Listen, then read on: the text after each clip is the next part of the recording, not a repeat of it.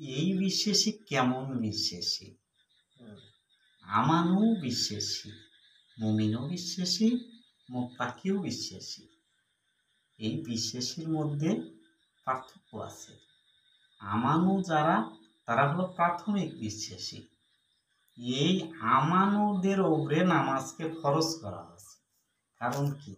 কারণ হচ্ছে আমানুরা কেবল বিশ্বাস আনছে এবং রবের সাক্ষাৎ যতক্ষণ পর্যন্ত না পায় ততক্ষণ পর্যন্ত সালাত কায়েম করতে হবে। সালাত কি বলে? অশ্লীল এবং মন্দ কাজ থেকে বিরত রাখে। এই অশ্লীল মন্দ কাজ থেকে যে নামাজ বিরত রাখতে পারতেছে না, সেটা তো নামাজ না। যে নামাজ পড়লে আল্লাহর সাথে সাক্ষাৎ হবে সেই নামাজ পড়তে হবে। মুহাম্মদ কোন নামাজ পড়ে গেছে? ভোজে দেখ না রে মন দিব জ্ঞানী, শুনি মরলে পাবে বেহেশত খানা, আসলে তো কথা ঠিক না। বলতেছে ইন্না আতাইনা কাল কাউসার, নিশ্চয় আমরা আপনাকে আল কাউসার দান করেছি। বর্তমানে দান করা হচ্ছে, বাকির লোভে কেন পড়তেছ? তাই নগদে নিতে হবে। কি? এই আমানো থেকে মুত্তাকি হতে হবে।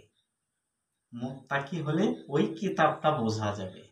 আলিফ লাম মিম, আলিফ লাম র, এই হলো মূল কিতাব এবং কোরআনের স্পষ্ট আয়াত।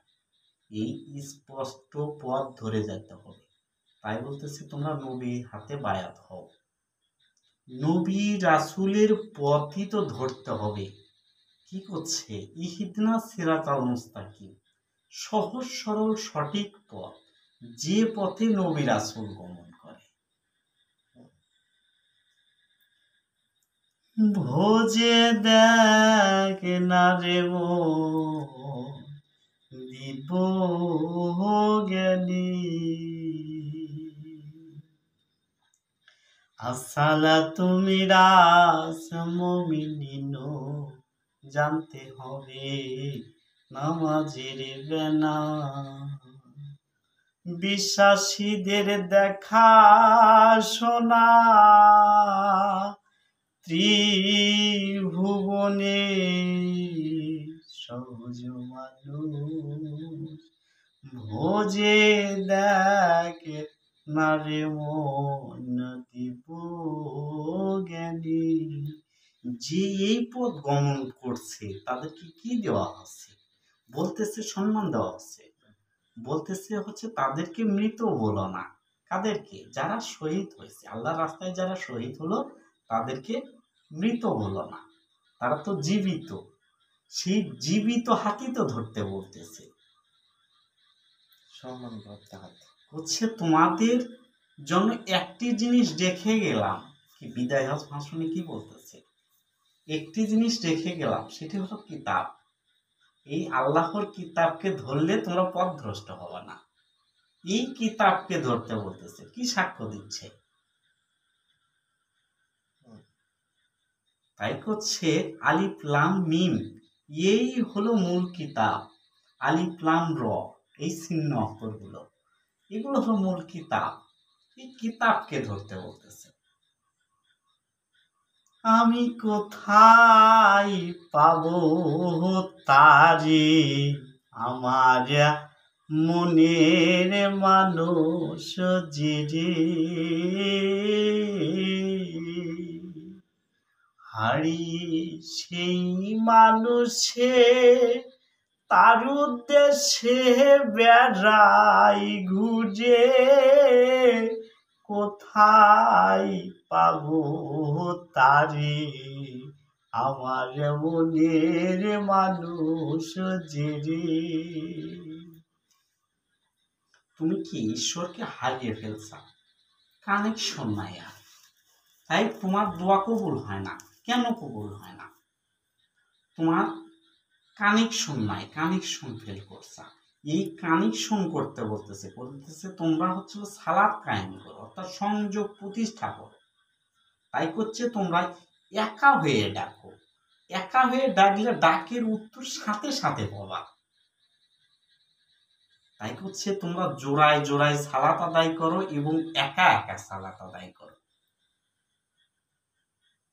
এই জোড়ায় তো সেই জোড়া, তাই বলতেছে প্রত্যেক প্রাণীকে জোড়ায় জোড়ায় সৃষ্টি করা হচ্ছে, এই জোড়ায় তো খুঁজতে বলতেছে। তাই হচ্ছে করি কেমনে সহ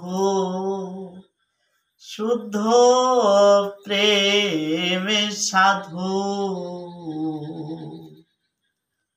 প্রেম সাধিতে ফাপরে ওঠে, প্রেম সাধিতে ফাপরে ওঠে, কামন নদীর তুফান করি কেমনে সহ শুদ্ধ প্রেম সাধু।